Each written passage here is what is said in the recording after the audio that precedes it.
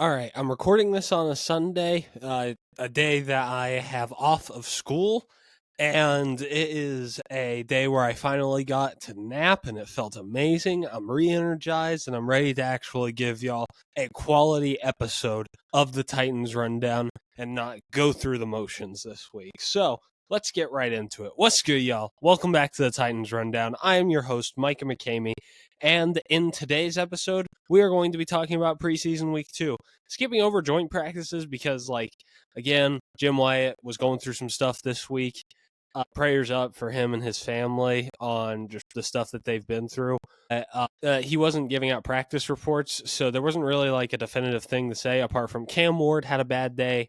Day one alongside the rest of the team, but they bounced back a little bit on day two, and there was a big fight. There's really not that much else to say about it. Oh, also, Alec Manor started climbing up because of their time in Atlanta, and of course, the Calvin Ridley connection has been absolutely amazing.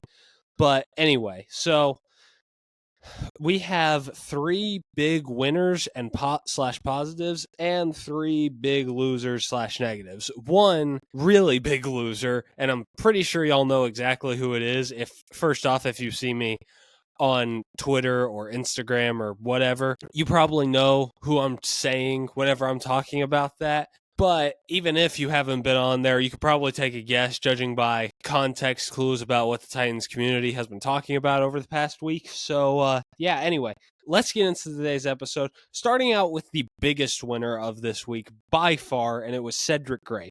This dude had a really big sack. Sorry, I cracked myself up there for a second. He had a really nice sack against the Falcons, absolutely plowed through the running back, and the D lineman that was supposed to be there missed the tackle. Cedric Gray deserved that sack, and he got it. And just overall, he had a very polished, solid game. He looked significantly better than he did in week one, and you're starting to see why he's getting some of those linebacker 2 reps and is playing with the starters. So basically, all of this to say, linebacker 2 job is not out of the question, honestly. And this was something that, I'm just thinking, man, I wish I would have held on to that because, I was starting to accept, okay, James Williams is probably going to be linebacker 2. The truth is that I've always really liked Cedric Gray. I really liked what he was like. I really liked his stuff in college, and I thought that he could end up being a really good pro, especially judging by the fact that he was drafted by Rand Carthen, who, if anything, is known for how good of a sense he has for drafting linebackers, which made me think, okay, maybe this guy can be something special. Anyway, I don't think he's going to be amazing or anything. Honestly, what it's looking like right now after this week, I think that Cedric Gray played himself into a back and forth rotation between him and James Williams. I think that is what went down this week. And honestly, I'm hoping that stays that way because I don't think either of them are good enough to be full-time linebacker 2s. So swapping them in and out every now and again, I think that is the best decision that they could make. So, again, overall, Cedric Gray, biggest game of his career probably. A preseason game, I know. But, it was really important for him to have a good game here and potentially get himself back into the conversation for the starting gig. So, anyway, the next positive slash winner that I have on here, it's a bit controversial, honestly. This guy, golly, I don't even know how to say it. It's Cam Ward. Again, you can call me whatever you want. You can call me Cam Ward, Stan, or whatever you want to call me. But quite frankly, the stat line is a lot worse than what he actually looked like. Cam Ward went 2 for 7 for 42 yards, no touchdowns, no picks. Now, here's the thing that really is offsetting about that stat line. In reality, he had 3 bad passes. He had one on a screen. I'm not even too sure if I should count that because it was just such a bad play and play design that, I don't even know if we'll see that play ever again. But, you had that one, which was a bad pass. You had the pass to Chime Dyke. And again, you could say that was a miscommunication on the side of Chime's part. But again, I do think that was more so of just a bad pass by him. So I'll just, let that one be. But then the third one, can't remember what the third one was.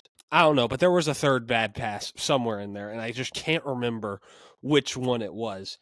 But really, truthfully, he only had 3 actual bad passes in this game. The rest of them were good. There's probably one that you're thinking of at the head point of your mind, and you're thinking, talk about him. And I'm just, okay, we will get to it. I promise you.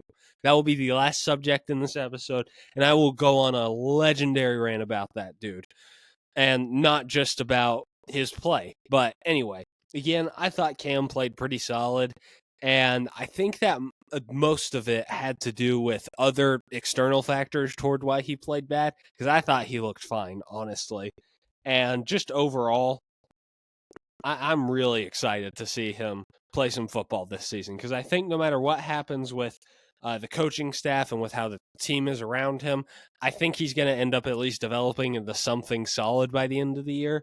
And if things don't work out, then I have an idea of what I'd want. But anyway, just again, solid game by Cam Ward. Stat line makes it look 10 times worse than it actually was. And anybody that watched the game will tell you that. So, yeah, Cam Ward, solid game against the Atlanta Falcons. But anyway, last winner of this week. To me, this guy is one of the most underrated winners of this week. Gunnar Helm. Obviously, tight end out of Texas. Everybody's been talking about him. He had some really good moments in college. He's been really solid in training camp. And, people are starting to wonder some other things about him. Like, he had 4 receptions, 45 yards, 1 touchdown. You've probably seen the touchdown.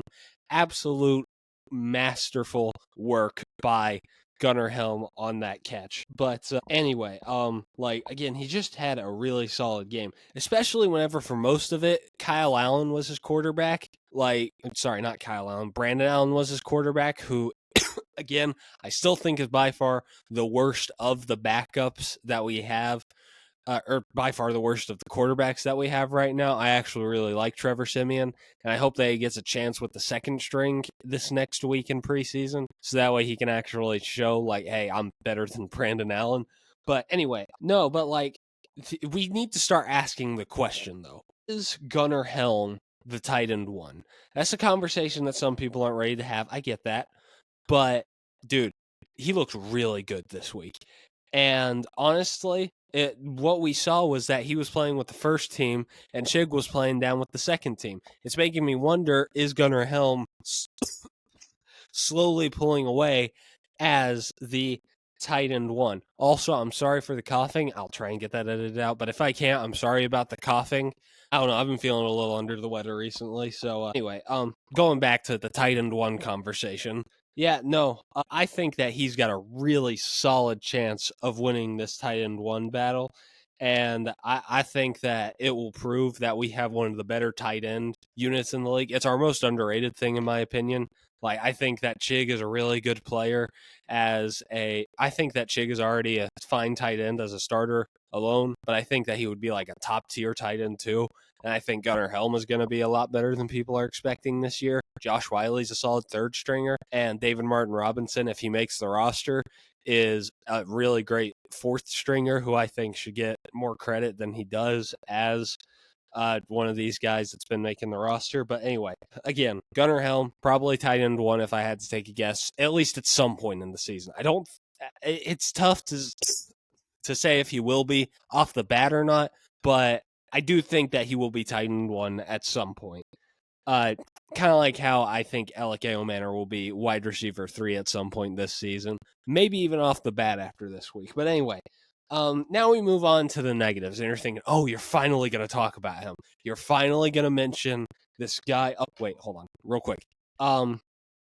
I also want to mention that in the positives with defensive depth, it's just a great game by the unit, second and third string for those guys. But anyway, getting off of that, the negatives of this game, and you're thinking, oh, you're finally going to talk about that guy. You're finally going to say something, and you're going to really just dig into him. No, not yet. We got to talk about the other two negatives. First thing, the coaching staff, specifically Callie. I think Denard Wilson did a solid job in this game.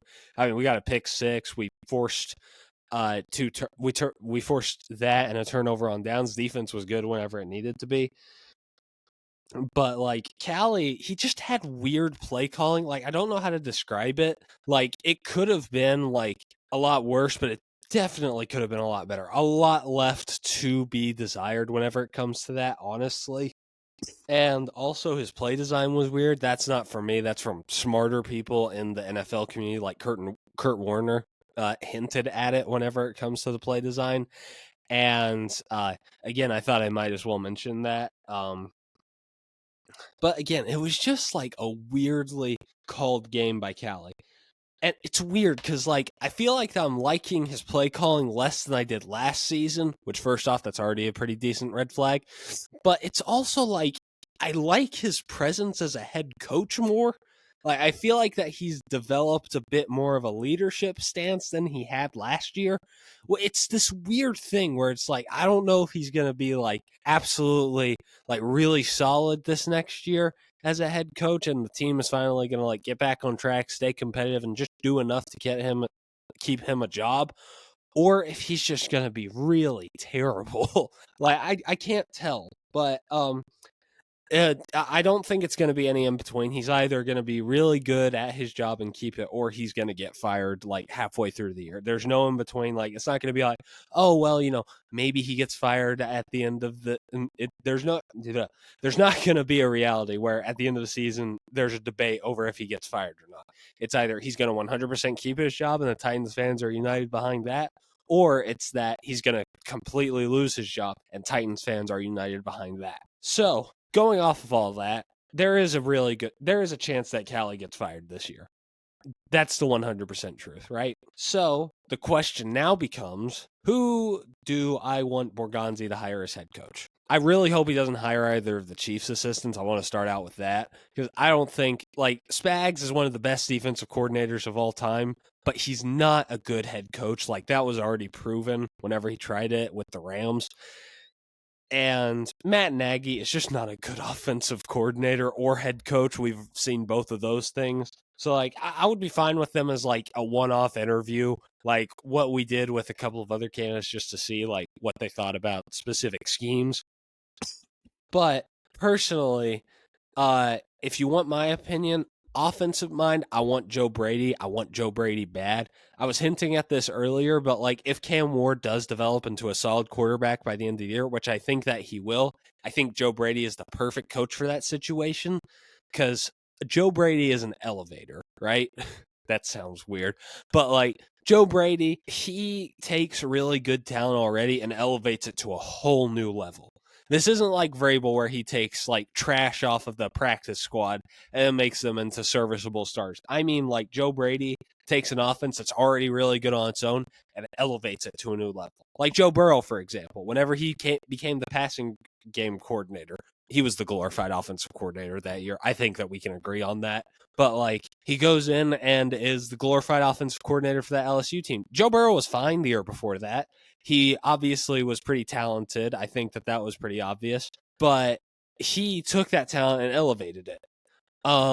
Carolina didn't go so well just because of the fact that he had a dingus as a head coach and Matt Rule as a NFL coach. College coach, he's really good, but terrible NFL coach. And also, they had battling philosophies, and he never really had the best talent outside of Baker, who was still recovering from the injury. But anyway, that was a weird time in general. But then he goes into Buffalo. Josh Allen, already a really solid talent, but Ken Dorsey was really dragging him down, and Josh Allen was just committing way too many turnovers. So Joe Brady comes in and finally gets Josh Allen that MVP that he has been grinding for the longest time. That makes me think that if Cam Ward is solid at the end of the year, like a 250, 2-tutty type of guy by the end of the year this year, and Joe Brady comes in, I think that he can make him like MVP style type stuff. So that's why I would want him as an offensive coach. Defensive coach, I would want Jesse Minter. I think he's like the Ben Johnson of defensive minds these next couple of years, where it's like everybody's going to want some Jesse Minter as their head coach. I 100% believe that. But anyway, I don't really have that much else to say about him. He made a really solid defense. I had a lot more to say about Joe Brady because that's a dude that I've been following for a long time. Like, he was a similar thing to Cam Ward where I was just like, I saw him as Carolina's offensive coordinator and then got fired. And I was just like, man, I just feel like that he's a better offensive mind. He gets hired as the QB coach for the Bills, and I'm just like, he better be the interim if once Ken Dorsey got fired. I was so excited to see that because I knew he was going to do well, and he did. And now he's in the head coaching conversation. I would absolutely love if we had a head coach quarterback combo of those two, because I've been fanboying over those guys for a while now. But anyway, I didn't mean to go so deep on like why I want Joe Brady so much if Callie gets fired. I'm not, I promise you, I'm not preying on Callie's downfall.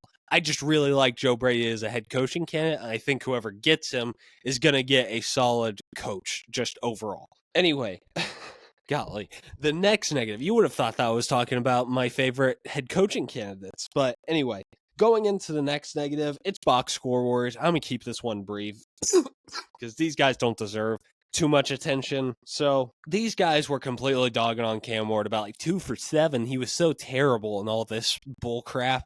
And then dogging on how the rest of the team looked and all that stuff because, oh, you only beat the Falcons backups by 3 because the Falcons backups aren't really that great, which is true. But still, like, look, all right, they never actually watched the game. They look at the box score and then they say, oh, this dude was really good, whenever in reality he was a check down Charlie. Or this dude was really terrible, even though in reality his receivers couldn't catch crap, or his O-line wasn't doing well, or he just had some bad stuff go his way. But still, like, these guys don't watch the game. And if they don't watch the game, that's fine, right? If you're still keeping up with the team, that's cool. 100% fine. Like, I don't expect you to just be watching every single week, grit and grind like the content creators in the Titans community do. Like, I don't expect you to be that because I know most people, they have jobs, right? And they probably are really caught up with work and they don't get as much time to go see Titans football games. But don't act like that you watched the game and that you were able to completely analyze the game and go on Twitter and talk about how terrible Cam Ward was. Watch the game, watch the film, and actually see that, hey, this guy, he was actually pretty decent. His stat line just doesn't show it. I hate those types of guys. But again, don't listen to them, honestly. Like, don't let them influence your opinions, okay? Make your own opinions first off. Like, don't even use my opinions like as like the biblical law. Like, just make up your own mind about the Titans and your opinions on like Callie. Like, is Callie a good or bad head coach? Or like, is he gonna end up being okay? Or just anything else like that. Like, don't let me decide what it is for you. My thoughts on this team are not biblical truth or anything. Like, that's the truth. Like, and all I'm saying is that, like, especially don't let a box score warrior influence your opinion because they will lead you down the wrong road so fast whenever it comes to that stuff. But anyway, again, overall, box score warriors are just not that fun to be around, and they're not that fun to listen to. So, yeah. All right, final one. You've been waiting for it. You've been wanting it. I know you have. So I'm going to do it. It's Chime Dyke. Golly, you ran a terrible route. No, okay. It's Van Jefferson. Obviously, everybody has given their opinion on this last week of game. And honestly, the fan base is already trying to consider him a cut candidate or just a non-starter. I agree with the latter, but I don't think he should be a cut candidate because of one dropped pass. But still, it was a really bad dropped pass, absolutely terrible by him whenever it comes to that. And also, he may have lost his job as wide receiver 3 because of that pass, especially with Alec Ailmanor actually looking pretty solid this week. I didn't mention him in the positives, but it was just because there were other things that I either needed to defend or needed to mention. So, anyway, like, here's the thing, right? Bad dropped pass, and I'm just thinking, okay, happens to everybody, right? Okay, every great receiver has dropped a pass. We've seen that happen before. Okay, Calvin Ridley drops passes all the time, and he's still an 1,000-yard receiver. D-Hop had an occasional drop every now and again, and he was still a really solid receiver, right? But here's the thing, right? Those guys owned up to whenever they dropped passes and were just like, hey, quarterback, that's my bad. Should have caught that, right? Van Jefferson, again, I'm happy that he didn't do this in public. I'll start out by that, but He goes up to Cam and is just like, hey, I felt like that you overthrew that. That is the worst kind of teammate that you can have. Not as just in football, just in life and in just in life and also in other sports in general. Like Van Jefferson, you don't do that, especially as a veteran. Like, you need to take accountability for whenever you drop a pass like that. Like, look, you could think, okay, maybe it was a bit overthrown, because it was. It was like a bit overthrown, but it was still a really solid pass. They tried to go up with a one-hander for no good reason at all. But like, you don't go up to the quarterback and be like, hey, I thought it was overthrown. You go up to the quarterback at first and be like, hey, man, should have caught that. That's on me, right?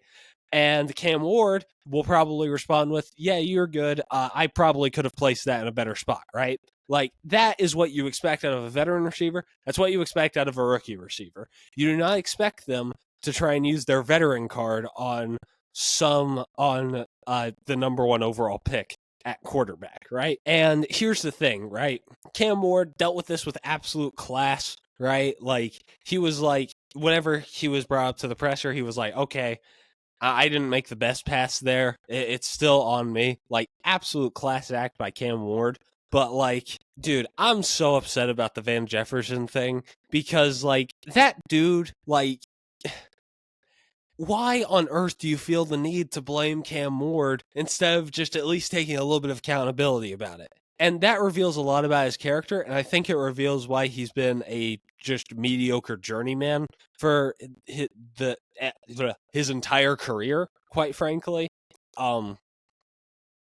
Specifically, what I need to say about that is, I find it funny just thinking about the fact he was the one that dropped the pass in Will Levis's 4-touchdown game that sealed it for us, right? And I remember thinking, golly, it's that all over again. And now I'm thinking, did he tell Taylor Heineke that ball was not put into a good enough place? That would not shock me. But anyway, like, look, okay, I would be fine with the drop, and I would think that everybody was over-exaggerating a little bit about it if it wasn't for the fact that Van Jefferson just really just did not handle the situation well, right? Like, again, if he would have gone up to Cam and be like, hey, that was my bad, and this was a non-story, then I would be completely fine with it. But it's whenever you become a bad teammate is whenever you have to be criticized. Now, do I think that he should get cut for this? No, not at all. Do I think that maybe he should lose his starting job over this? Again, have heard a lot of not great things about him in training camp, like about how he's just been dropping way too many passes. So I'm thinking he probably, to me at least, he probably does not deserve his starting spot. I 100% believe that, and I 100% believe that by the end of the year he will have lost his starting spot. He may go like really down on that depth chart by the end of the year because I think that Alec is going to be really good. I've heard decent things about Chime Dyke, and just overall, like, oh yeah, and Bryce Oliver has also been pretty solid. But like, again, I just don't see, and I'm starting to see now why Van Jefferson, he's always been decently talented, but now I'm starting to see why he just never really broke out in LA or anywhere else. So anyway, that's it for today's episode. Again, like I told you, I promised you that rant. I gave you that rant, and I gave another unexpected rant, but that's okay. Again, if you want to go watch me, I have Instagram and Twitter under the Titans Rundown if y'all want to go check those out. And again, other things may be coming that I may need to announce over the next couple of weeks, which I'm really excited about. But I'll get to that whenever I get to that and whenever it's official. But anyway, that's going to do it all for me. This has been a rundown of your Tennessee Titans. I love y'all, and tighten up.